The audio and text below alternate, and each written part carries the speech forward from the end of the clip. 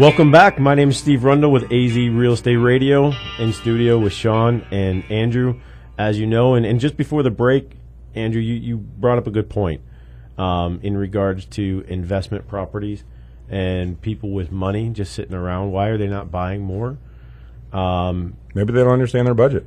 That's a possibility. I mean, maybe I know that we deal with a lot of that type of scenario as well. It's whenever people have, I've talked to people that have hundreds of thousands of dollars. I've also talked to people that have had $20,000. Right. And then they have to restructure and make sure that their investment property is set up correctly. But, that's when you talk to Andrew. Well, and maybe they also don't know how to invest in real estate, too. There are a lot of savvy investors in the marketplace, no doubt. As you mentioned, there's a lot of cash buyers who are just buying up. They know the game. They're making their millions right now, if you will, because, like Sean said, it's when you buy, not when you sell, is when you make money in real estate. At the same time, there are also, a lot of mom and pop type investors who may have, or got beat up in the stock market. Their 401k really took a hit over the last few years, and they still have some money left in there, but they're afraid to do anything with it. They look at all the information. What is it, paralysis analysis? You analyze and analyze and analyze, and you become paralyzed to do anything, so it just sits and doesn't do anything. And I think in real estate right now, I think that could be going on with some of it, because I don't think people understand whether or not the bottom is here yet. And that's why we're here to kind of coach them through. Well, is the bottom talk about that. Is the bottom here in the stock market? That's exactly right. The bottom is not. Absolutely. We have not found the bottom in the stock market. Have we ever found a ceiling in the stock market? We don't know ups and downs. Yeah, but it's pretty risky having your money out there in the stock market. Absolutely. Because if we have a double dip recession, which the odds are that we will have a double dip recession, we'll have another one. And on when I say the odds, it could be only 50-50, but that's pretty strong. Exactly. And what are the odds? Really, there's, I think, in my opinion, there's more uncertainty with a stock market or something more riskier. Here's the thing: are there going to be renters during a recession?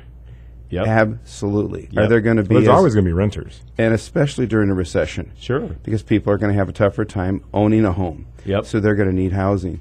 And so right now, rents are going up. The cost of rent is going up. So that means if a person gets into home ownership as an investor, they're looking at a market that is needing having more demand now, right? Because there's more renters, because people are having tough times. They're paying their rent. They have to. That's going to be one of the first couple things. Housing, food, clothing, medical. Those 3 or 4 main staples are going to be going on in people's lives. They have to have a house, right? So they're renting. And so I agree. And in today's day and age, those things are going up right now. So it's more safe to rent if they're currently renting to stay in that same place. If food goes up, gas goes up. Here's a unique perspective on this as well, because we have a lot of people that are calling us now saying, "Hey, how do I check my renter's background or history?" Right. And we also have renters on the other side going, "Hey, how do I clean up my renter's history so that I can get into these properties so I'm not having to pay $1,400, $1,500, $1,600 a month that I can't afford?" Right. Well, think about it. And when people have money in the stock market, let's say they're people who are working on building their retirement, their nest egg. What is that money meant to do? Ultimately, it's meant to give them what? Security. Income. Yep. Because down the road, what are they looking for as their ability to make an income, or as they want to kind of coast a little bit in life and not work as hard in their 60s, 70s, maybe 80s these days, whenever people stop working. But what is that money meant to do, everybody? It's meant to do what? The money in the investment, besides growing now, it is meant to what? To replace their what? Their overall income. Their income. Later down the line. So what does that money today, if it were invested in a piece of real estate, what does it immediately do for them? It gives them a what? It gives them security. It gives them an investment. It gives them something. Well, it gives them an income. Right. Well, because obviously, if someone were to purchase a property and someone rents it and pays them more than it, they're going to be getting an income. Assuming quite a bit, because that's where you're having to talk with Steve and talking with you to make sure that property is cash flowing. Just because you own an investment. That's right. Doesn't necessarily. Look at back in 2004, 2005, we were buying on speculative and I think that's a point that needs to be said. And we're not there now. No, we're not in a at place all. where there is cash flow. So I guess what I'm saying is if people are looking to have an income one day from their retirement, and today they could start having an income with some of the retirement funds. Well, I think that's where we come in, though. Very interesting point that people can literally already start having an income today from investment real estate. Well, and it's I know retraining people, though, too, to think about cash flows, because we didn't see cash flows. No. And you talk to people it was who had built bought, with speculation. mid-2000s and go, look, I can show you that same property you bought in 2004, 2005 today, and literally the same property, because it probably went to foreclosure and is back on the market again.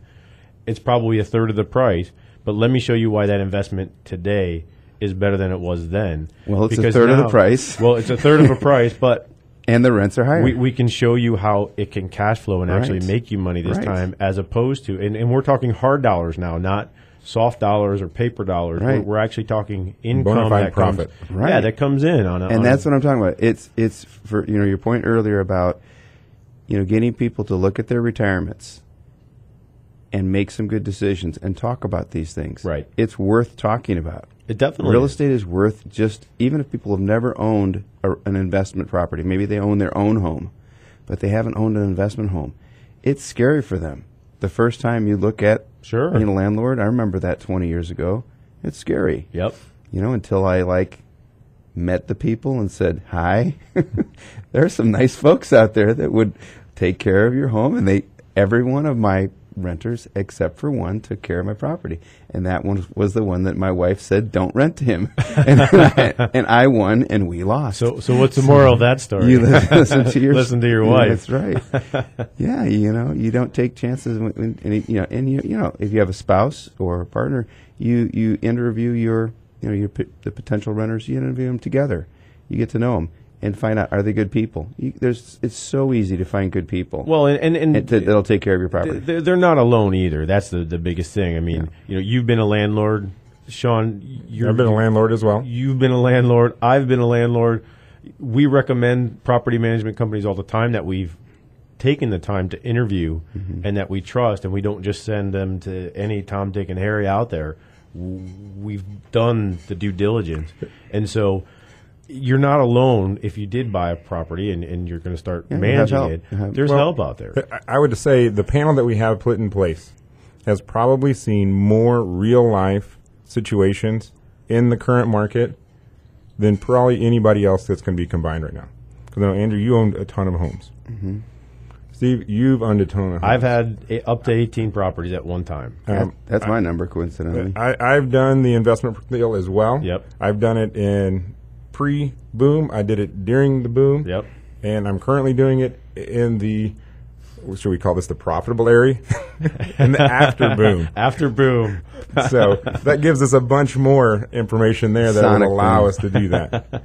Well, absolutely. So now we can see more of the problems that are coming down the road. Sure. And so I think it's to be said is that, you want to have a good plan of action and a plan of attack to do that. Using your retirement, your 401ks and all that information, absolutely. Sure. That is something that I think that people can and do use. You have to look at all your assets and your information in a standpoint that's going to benefit you. Guys, there's also 0 down or 1% down investment loans available. This is news to you. This is news to me. This is news to me as well. I was not aware. I think we're both people can literally There's start. People banging on the door right now. People can start their portfolio of owning real estate in this great market to own it. They can start it today with their first home, and they can move into it. They can move in for 0 down or 1% down. The loans are available. They can get in there, take care of the property, fix it up a little bit, make it what they want it to be, and within a year, they can go ahead and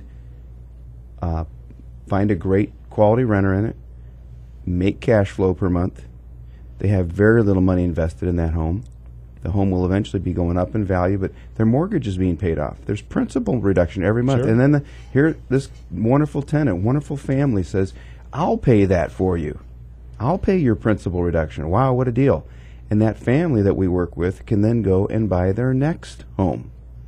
And they can go down the street and they can purchase another one for very low down payment. So it's really not technically an investment loan, But if you think about it, every home is an investment.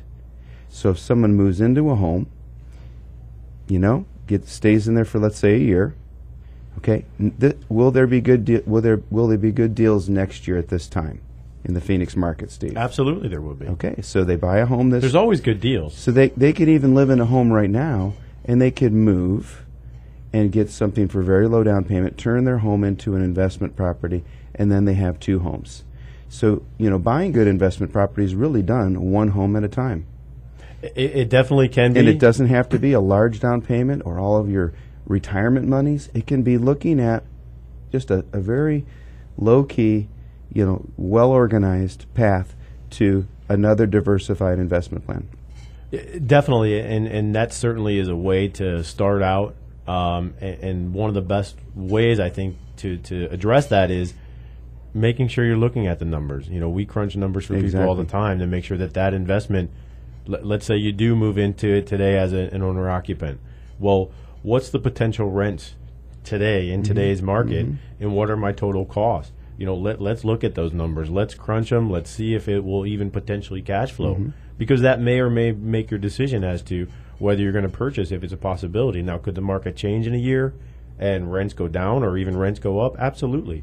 But let's look at current market rents and current market values to make sure that the property that you're getting in for 0, 1%, 3%, whatever it might be, is the right property for you for your future goals. But I think that's why we're here as well, is to make sure that we can project the trends. Sure. And foresee the whole picture as a whole. Well, just the experience in the room that we have, I mean, we can talk about the past and the present as well as the future, and give some advice as to what some of the pitfalls are, like taxes if you're only going to live in a house for 1 year, what that could possibly do, or what the ramifications could be later down the line.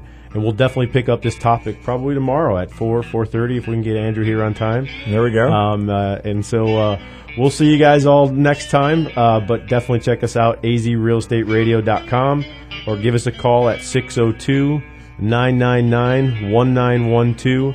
As always, our email is info@azrealestateradio.com. And we look forward to hearing all your calls and all your comments, and we'll address all those questions as soon as we can. So we'll talk to you tomorrow.